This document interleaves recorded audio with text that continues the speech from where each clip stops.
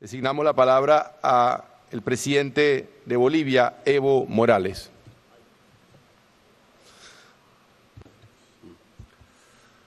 Muchas gracias, hermano presidente de Panamá.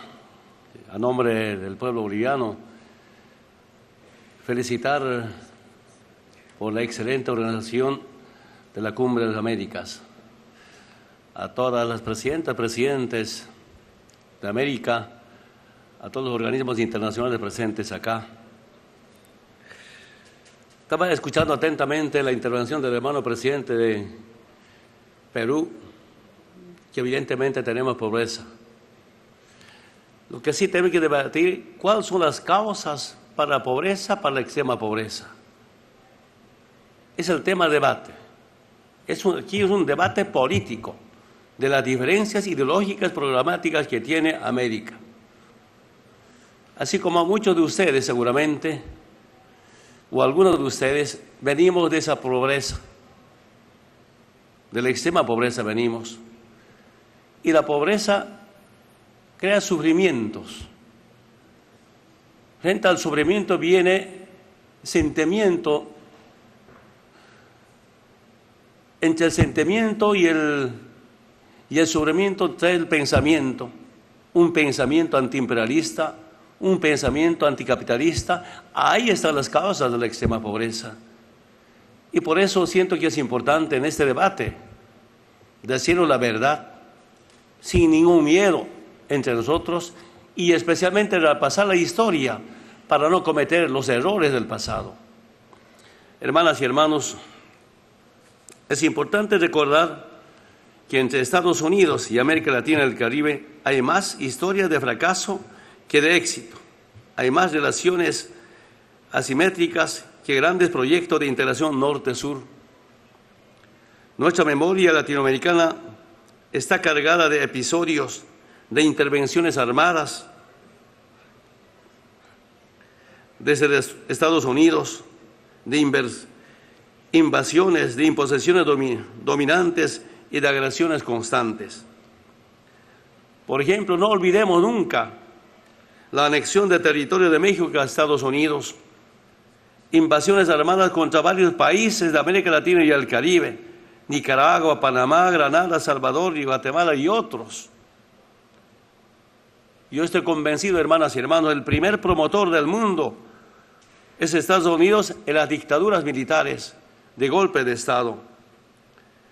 La mirada colonial e imperial de Estados Unidos sobre nuestra América Latina y el Caribe es una mirada de desprecio y de subestimación, una mirada de superioridad política, militar, tecnológica y económica.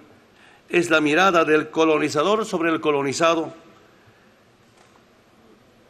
del invasor sobre el invadido, del imperio sobre sus vasallos. Es la mirada de águila sobre su presa indefensa. Han pasado más de 200 años de la independencia de Estados Unidos y este país continúa viendo a nuestra región no solo como su patio trasero, sino como su patrimonio que le pertenece por designio divino. Desde el poder imperial de los Estados Unidos, a través del imperativo de la economía neoliberal, con mentalidad colonial o con el discurso de la seguridad internacional, el patrón dominante nos ha clasificado entre buenos y malos. Palo para los malos y Sanabria para los buenos. Los países malos somos los que respondemos con ideas, con dignidad. Los malos somos los que nacionalizamos nuestros recursos naturales, los servicios básicos, los que ponemos freno a la arrogancia política de embajadores de Estados Unidos convertidos en virreyes. A nosotros, los poderosos, nos dicen de todo. Yo me acuerdo perfectamente del año 2002, cuando fue por primera vez candidato a la presidencia, dijo el embajador Rocha de Estados Unidos: Evo es Bin Laden andino y mis compañeros campesinos los talibanes. Nos dicen talibanes, narcotraficantes, terroristas, subversivos, dictadores y populistas. Somos malos porque echamos del país a las agencias de cooperación que complotan, a las agencias de inteligencia que trabajan encubiertas.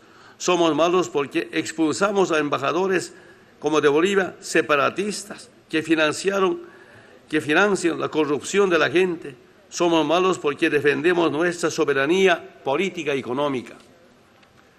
Desde los Estados Unidos se nos mira con desprecio y se nos trata como súbditos irreductibles.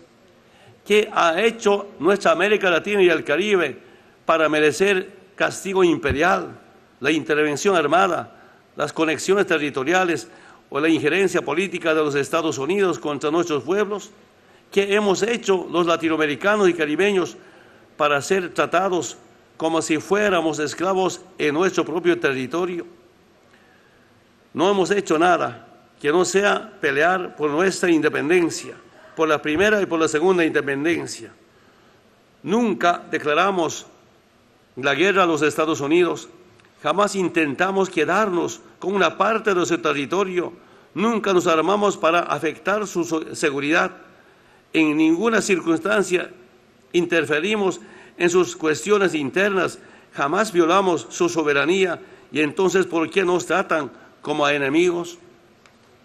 Hermanas y hermanos presidentes, colega Obama, es hora que no solo escuche la voz de nuestros pueblos y de nuestros gobiernos, escucha a su pueblo, que debe estar cansado de tanta guerra, de enterrar tantos muertos y tener tantos inválidos. Es hora de que aprenda que debemos convivir en armonía, en paz y con respeto. Deje los discursos de doble moral para el pasado. Déjele de lado las amenazas, los chantajes y las presiones que se cierran desde el Capitolio o la Casa Blanca sobre nuestros gobiernos. Deje de usar el miedo, las políticas de terror y los condicionamientos de toda naturaleza. Dejen de comportarse como imperio y comportémonos como estados democráticos y soberanos. Todos los imperios perecen, las democracias son eternas. América Latina y el Caribe ha cambiado para siempre. Nuestros pueblos están cambiando para siempre. Este continente de libertad y justicia, diverso pero también único, está cambiando para siempre. América Latina y el Caribe ya no es como antes. Ya no se puede imponer dictaduras militares, ya no prosperan los golpes militares, los golpes suaves o golpes duros. Hemos dejado de ser la región obediente, disciplinada, doblegada y sumisa. Hoy tenemos un continente en rebeldía que quiere forjar su autodeterminación. Ya no somos los gobiernos títeres del pasado que hacían los que nos decían. Hoy deciden nuestros pueblos, ya no somos la sombra del hueso. Hermanas y hermanos, hoy somos una fuerza vigorosa y incontenible que dice lo que piensa y hace lo que dice. Nuestros pueblos le están devolviendo la identidad de la realidad a los estados. Los pueblos son los que hacen historia. Ya acabó la historia que se había desde arriba y afuera. Ya dejó de existir la historia escrita para pocos, con el sacrificio de muchos. Hoy día la historia se escribe con nuestros pueblos. Nuestra América Latina y el Caribe ha vivido secuestrada política, económica y militarmente por la potencia imperial a partir de la definición norteamericana monroísta.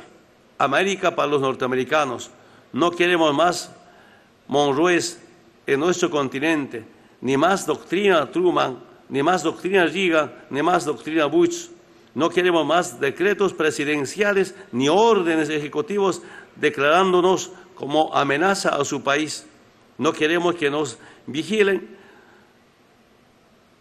que nos pinchen nuestros celulares, espionaje o que secuestren aviones presidenciales. Queremos vivir en paz, déjenos vivir en paz. Presidente Obama, América Latina y el Caribe somos un continente de paz y de diálogo. Lo invitamos a dialogar y a vivir en paz. Vivir en paz es menos costoso que vivir en guerra perpetua. Ninguna guerra ha sembrado la paz. Todas las guerras siembran más violencia y discordia. Lo invitamos a usted, se convierta en el líder de un pueblo pacífico y solidario, no un gobierno beligerante, opresivo y destructivo. Presidente Obama, pare de convertir al mundo de un campo de batalla. Deje de pensar que solo existen los amigos de los enemigos. Hay también los otros, los que quieren ser solidarios, los que luchan por ideales nobles, los que salvan vidas, los que curan enfermedades, los que alivian el dolor de la gente. Evite las guerras de las que produjo hasta ahora. Las guerras solo benefician a la tiranía financiera, a la gran industria armamentista. Deje de destruir civilizaciones enteras, de perseguir fantasmas. Deje de gastar tantos recursos sin resultados.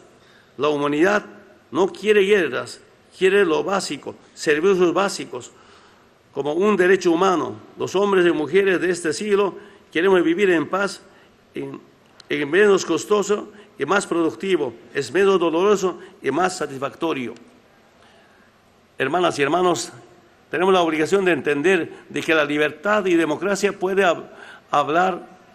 ¿De qué democracia y libertad puede hablar el gobierno de los Estados Unidos si cada día violan los derechos humanos de millones de ciudadanos en el mundo mediante vigilancia electrónica, la persecución o las operaciones encubiertas? ¿De qué derechos humanos puede hablar el gobierno de Estados Unidos si la tortura es un método común aplicado por sus agencias de inteligencia y la pena de muerte está aún vigente?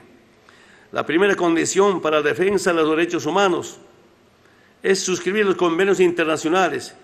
Quieren ser los abanderados de los derechos humanos cuando ni siquiera cumplen el requisito elemental de ratificar estos acuerdos de los derechos humanos. Presidente Obama nos habla de democracia y, sin embargo, su gobierno todos los días nos mandan a sus sicarios sofisticados para erosionar la legitimidad de nuestros gobiernos, promueve los golpes de Estado contra nuestras democracias, financia agencias que complotan y dividen nuestra sociedad, siembran de ONGs para subvertir el orden de nuestros pueblos. ¿De qué democracia puede hablar cuando convierte a un pueblo revolucionario como Venezuela en una amenaza a su seguridad nacional? El pueblo venezolano, junto a América Latina y el Caribe, no somos amenaza para nadie. Somos pueblos cuyas armas de combate son la solidaridad, la justicia, la igualdad, las ideas. Luchamos para que nuestros ciudadanos gocen de su condición de seres humanos.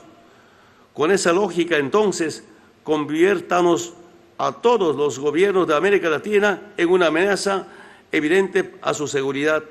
La amenaza a la seguridad de su pueblo no proviene de ningún pueblo de América Latina, proviene de sus propios errores, de su condición de imperio y de su capacidad para llevar guerras donde debe primar la paz. ¿De qué democracia puede hablar el gobierno de los Estados Unidos? Se patrocina actos terroristas en diversas partes del mundo.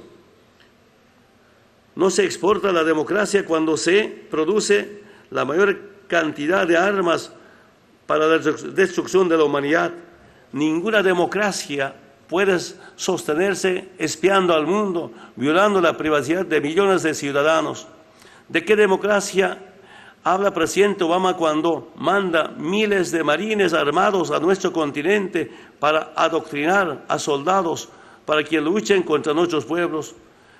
¿Puede haber diálogo con Estados Unidos cuando todo su arsenal y tecnología vigilan nuestros territorios o cuando la cuarta flota naval navega desafiante las costas del Pacífico?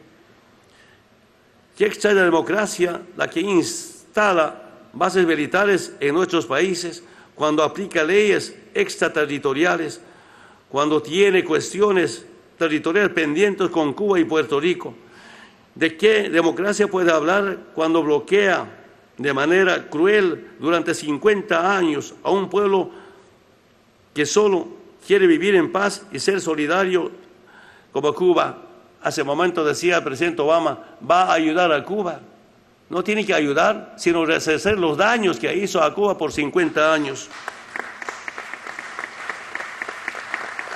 Déjeme decirle, presidente Obama, que su doctrina de seguridad global ha fracasado.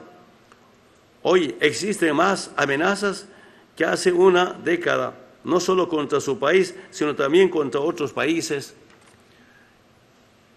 que nada tienen que ver con sus guerras extraterritoriales.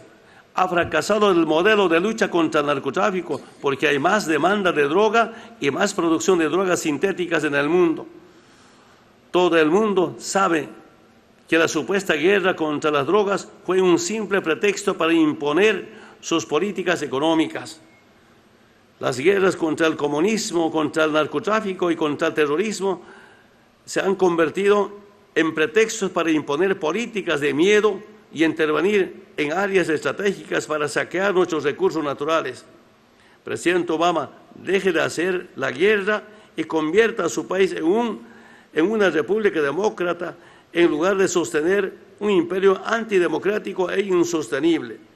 En lugar de seguir haciendo la guerra por el mundo, respetuosamente pido que se preocupe de los millones de ciudadanos norteamericanos que viven en la extrema pobreza dentro de su propio país, de controlar los millones de armas que circulan en su territorio y que matan impunemente a vidas inocentes, de reducir la demanda de las drogas, de los millones de consumidores de droga que requieren tratamiento médico, terapias en un Estado social de derecho, de eliminar el racismo y la discriminación contra sus hermanos.